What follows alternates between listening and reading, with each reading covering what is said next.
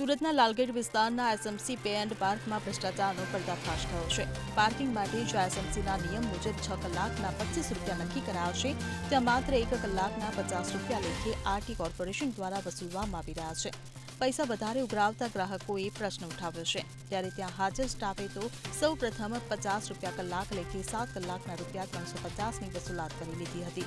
ત્યારબાદ 4 વ્હીલરવાળા ગ્રાહકે મગજમારી કરતા 50 રૂપિયાની જગ્યાએ 30 રૂપિયા પ્રતિ કલાક વસૂલાત શરૂ કરી હતી. એસએમસીના પે એન્ડ પાર્કમાં પાર્કિંગનો દર 25 રૂપિયા પ્રતિ કલાક છે. ત્યારે પ્રકારની ગેરકાયદેસર વસૂલાતને લઈને લોકોમાં રોષ જોવા મળ્યો છે. Bureau report CN24 news. હવે જુઓ દેશ દુનિયાની તમામ ખબરો તમારી આંગળીના ટેરવે.